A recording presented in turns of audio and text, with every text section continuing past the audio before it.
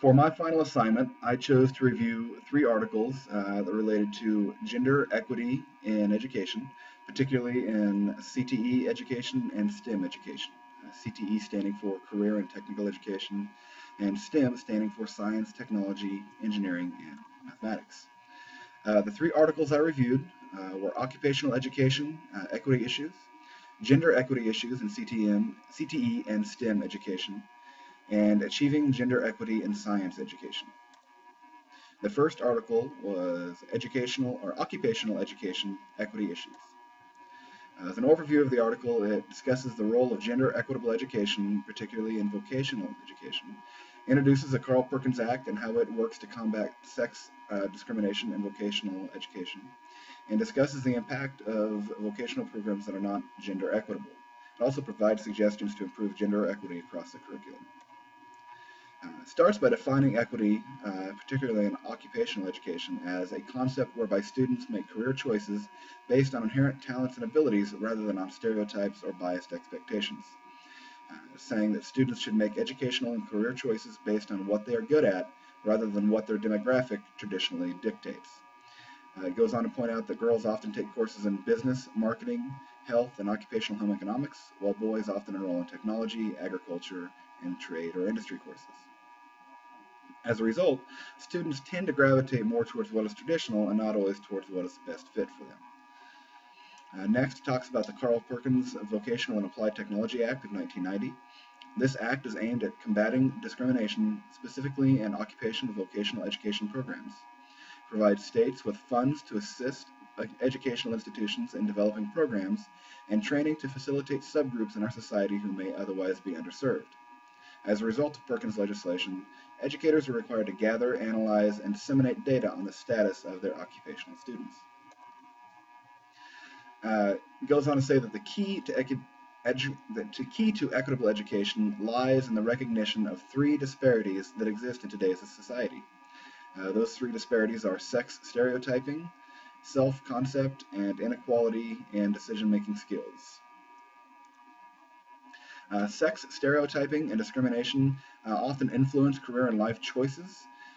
Students tend to pursue high school courses related to careers based on their gender expectations. This is where it goes back to talk about girls often enrolling in business, marketing, healthcare, while boys often enrolling in technology, agricultural, and trade and industry. The second disparity revolves around self-concept. Females typically view themselves as more dependent and less competent in relation to skills and trade labor compared to their male counterparts, whereas men often question their ability in specific areas such as parenting and domestic helping roles. And the third disparity is inequality in analytical and decision-making skills related to making career choices. Children are taught early on that their gender plays a significant role in their choice of a future career. Girls are often led to believe that their choices are to become a homemaker, a career person, or someone who maybe integrates both, whereas boys tend to envision themselves as the primary, if not the sole wage earner, with the responsibility of having to work to support a family. The article ends by offering some strategies to combat sex and gender inequality in education, specifically strategies that are suggested by the Perkins legislation. Those are to recognize the causes of sex stereotyping and their impact on the workplace, promote non-traditional career choices to better serve the needs of all students, communicate equity needs to school personnel and the community at large, revise teaching materials that may reflect sex-biased attitudes towards vocational choice, and hire either men or women to teach courses that are traditionally taught by the other sex. The second article I reviewed was Gender Equities Issues in CTE and STEM Education. This article introduces Title IX, breaks down non-traditional participation trends in education, discusses gender equity specifically in STEM, which is science, technology, engineering, mathematics, breaks down factors that influence women and girls' career choices, brings to light consequences of gender equity concerns, and provides strategies to improve gender equity. Starts by talking about Title IX, describing that Title IX of the Educational Amendments of 1972 states that no person in the United States shall, on the basis of sex be excluded from participation in or be denied the benefits of or be subjected to discrimination under any education program or activity receiving federal financial assistance. Title IX is mostly thought of in regard to athletics, since that's the most visible, but CTE and STEM education programs also apply. Since the inception of Title IX, however, very few changes have occurred within CTE and STEM. It goes on to talk about trends in non-traditional participation. According to the U.S. Department of Labor, they define a non-traditional occupation for women as one in which women comprise 25% or less of its total employment. And according to the National Coalition for Women and Girls in Education, and these numbers are as of 2008, female students were distributed in the following programs as follows. Cosmetology was 98% female, childcare is 87% female, health-related fields, primarily nursing, is 86% female, heating, ventilation, and air conditioning, or HVAC, 4% female, welding is 5% female, electrical and plumbing programs are 6% female, and automotive programs are 9% female. Talks about gender equity in regard to STEM education. STEM fields are, for example, fields that might include chemistry, geosciences, physics, engineering, mathematics, those types of things, are also seriously underrepresented by women. Women make up roughly 50% of the total workforce in America, but only 20% of the nation's scientific and technology workers are women. And according to the U.S. Department of Commerce, only 1 in 7 engineers is female. Some factors that influence career choices. Career selection due to gender role socialization typically begins at an early age. This is also spoke to in the previous article. Human development research finds that children as young as ages 6 to 8 years old will begin to eliminate career choices because they are the wrong sex type. These choices are influenced by socioeconomic status, their parents' occupations and education levels, and their parents' expectations. Furthermore, there is evidence that guidance counselors have a significant effect on the career choices made by women and girls. And unfortunately, those counselors often lack the information and or training required to help girls into non-traditional career paths. Some consequences of that. Economically, traditional female careers with significant number of girls pay substantially lower wages in non-traditional fields. These numbers are as of 2005, but in the field of cosmetology, which was 98% female, the median wage is $9.52 an hour, whereas in the field of an electrician, which is 6% female, the median wage is around $20 an hour. Socially, the lack of access to work and or education for women can result in underdeveloped human resources, which then in turn can limit our nation's development.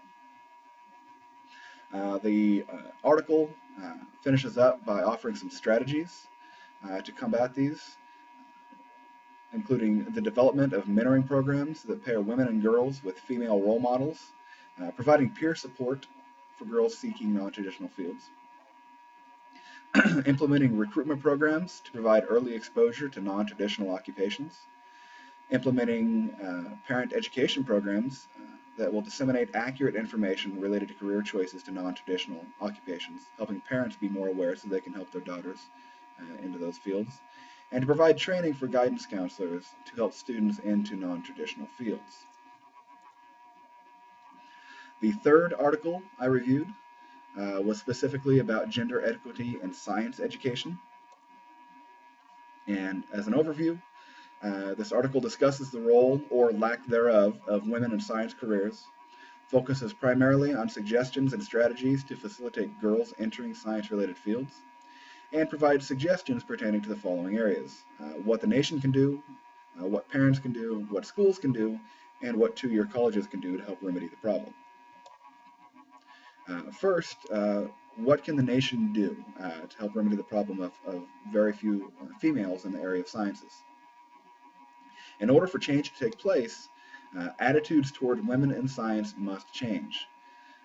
Male adolescents tend to have higher self-esteem and more interest in science than females do. And the article suggests that government should fund more female-friendly science research projects. Both of these things are to help find out what experiences will help motivate females to become more confident and more motivated in science-related fields. Another option suggested is to fund more child care programs to help resolve the typical career versus family dilemma that many women face. What are some things that parents can do? There are several ideas for parents to make their daughters more confident about math and science, including starting at a young age.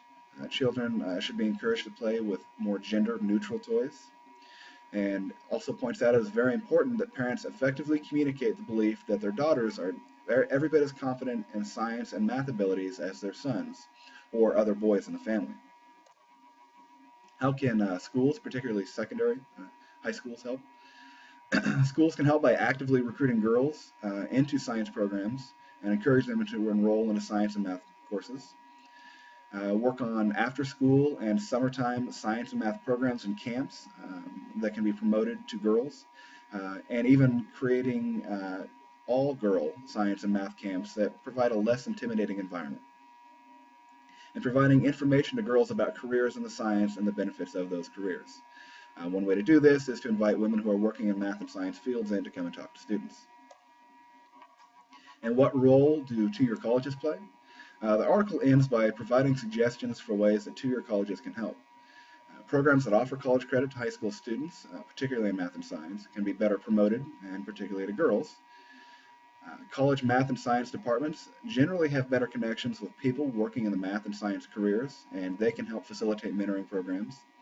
And finally, colleges could offer or at least help facilitate professional development for high school teachers, administrators, and guidance counselors to make math and science curriculum more accessible for female students. So in conclusion, for this final project, gender equity, and really the lack thereof, is prevalent in all levels of education. It's very prevalent and very, very much so in CTE and STEM courses, and especially so with girls. It does not have to be a crippling problem, and it's something that can be remedied by helping to better educate the adult facilitators, the teachers, the administrators, guidance counselors, and the parents.